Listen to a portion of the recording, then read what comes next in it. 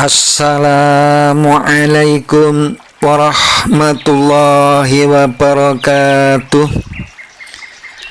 Bismillahirrahmanirrahim. Alhamdulillahi rabbil alamin. Allahumma sholli wa sallim ala sayyidina Muhammad wa ala ali sayyidina Muhammad wa alihi wa azwajihi wa auladihi wa dzurriyyatihi wa ahli baitihi ajmain. Subhanaka la ilma lana illa ma 'allamtana innaka antal alimul hakim. Mari bersama-sama memanjatkan puji syukur kehadirat Allah Subhanahu wa ta'ala atas limpahan rahmat-Nya, sehingga sampai hari ini kita masih diberi kesehatan serta limpahan kenikmatan yang tidak terhitung banyaknya.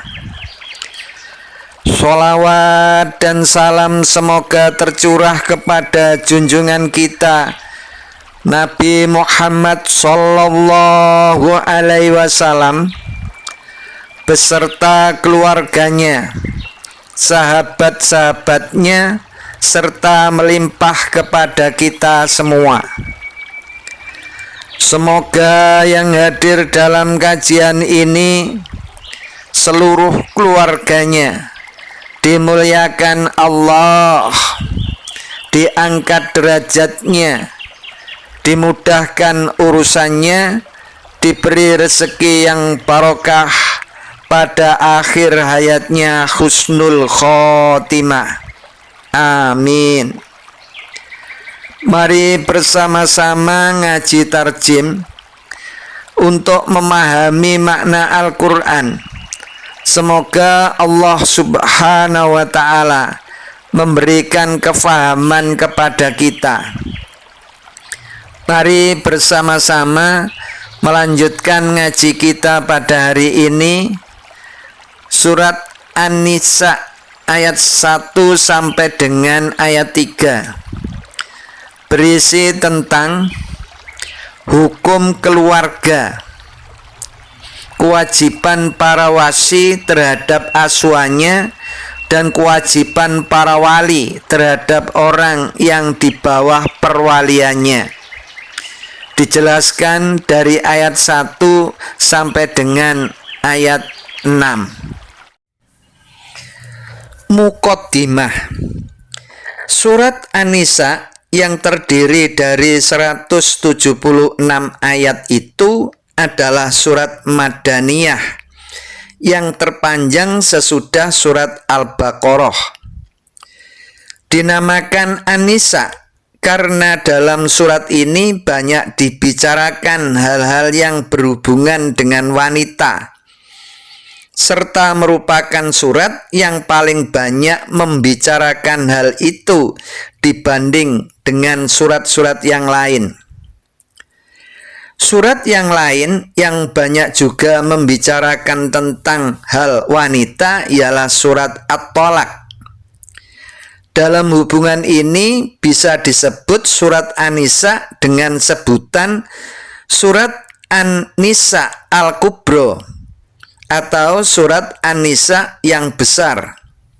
Sedangkan surat At-Thalaq disebut dengan sebutan surat An-Nisa As-Sugro atau surat An-Nisa yang kecil. Pokok-pokok isinya: 1. Keimanan. Syirik atau dosa yang paling besar akibat kekafiran di hari kemudian. 2. Hukum-hukum. Kewajiban para wasi dan para wali, hukum hukum poligami, mas kawin, memakan harta anak yatim dan orang-orang yang tidak dapat mengurus hartanya, pokok-pokok hukum warisan. Perbuatan-perbuatan keji dan hukumannya, wanita-wanita yang haram dikawini, hukum mengawini budak wanita, larangan memakan harta secara batil, hukum sihak dan nuzus, kesucian lahir batin dalam sembahyang, hukum suaka, hukum membunuh seorang Islam, sholat khusuf, larangan melontarkan ucapan-ucapan buruk, masalah pusaka kalalah. 3. Kisah-kisah. Kisah-kisah tentang Nabi Musa alaihissalam dan pengikut-pengikutnya. 4. Dan lain-lain. Asal manusia adalah satu. Keharusan menjauhi adat-adat jahiliyah dalam perlakuan terhadap wanita. Norma-norma bergaul dengan istri. Hak seseorang sesuai dengan kewajibannya. Perlakuan ahli kitab terhadap kitab-kitab yang diturunkan kepadanya. Dasar-dasar pemerintahan. Cara mengadili perkara. Keharusan siap siaga terhadap musuh. Sikap-sikap orang munafik dalam menghadapi peperangan.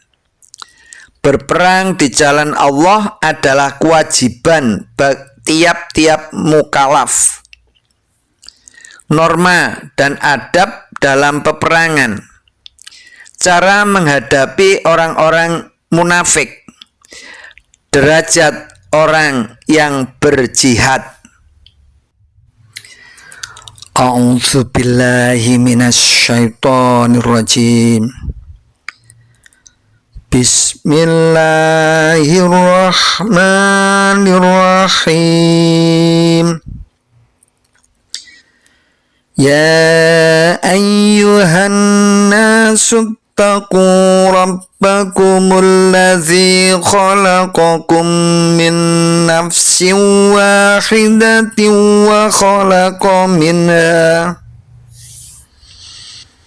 وخلق منها زوجها وبث منهما رجالا كثيرا ونساء واتقوا الله الذي تساءلون به والأرحام إن الله كان عليكم رقيبا Ya ayyuha wahai annasu manusia, ittaqu bertakwalah Rabbakumu Tuhanmu, allazi yang khalaqakum dia menciptakan kamu min nafsin dari diri wahidatin satu atau seorang, wa khalaqa dan dia menciptakan minha daripadanya zaujaha istrinya atau jodohnya, wa batsa dan dia kembang biakkan minhuma dari keduanya rijalan laki-laki kasiran banyak, wanisaan dan perempuan, wattaku dan bertakwalah Allah allazi yang tasa'aluna kamu saling meminta bihi dengannya atau padanya, wal arhama dan hubungan keluarga, innallaha sesungguhnya Allah kana adalah dia alaikum atas atau pada kamu raqiban penjaga dan pengawas. Wahai sekalian manusia, bertakwalah kepada Tuhanmu yang telah menciptakan kamu dari seorang diri atau Adam, dan daripadanya dia menciptakan istrinya atau Hawa, dan dari keduanya dia kembang biakkan laki-laki dan perempuan yang banyak.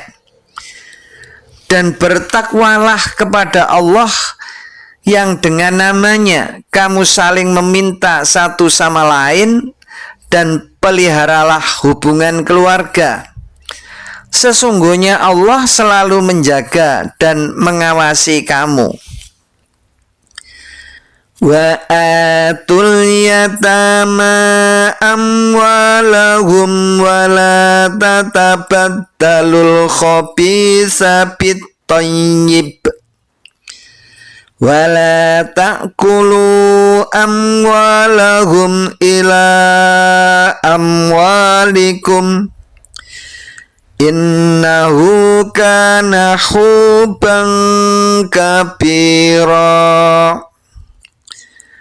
Wa'atu, dan berikanlah al-yatama, anak-anak yatim, amwalahum, harta-harta mereka, wala tatabaddalu, dan janganlah kamu menukar al-khabitha, yang buruk, bitayyibi, dengan yang baik. Wala ta'kulu, dan jangan kamu makan amwalahum, harta-harta mereka, ila amwalikum, pada hartamu. Innahu, sesungguhnya ia atau hal itu, kana adalah ia, khuban, dosa, kabiron, besar. Dan berikanlah kepada anak-anak yatim atau yang sudah balik harta-harta mereka, dan janganlah kamu menukar yang baik dengan yang buruk, dan janganlah kamu memakan harta mereka atau dengan mencampur adukkannya pada hartamu. Sesungguhnya hal itu adalah dosa yang besar. Wa in khiftum alla tuqsitu fil yatama fankihu ma taba lakum minan nisa'i masna wa thulatha wa ruba'.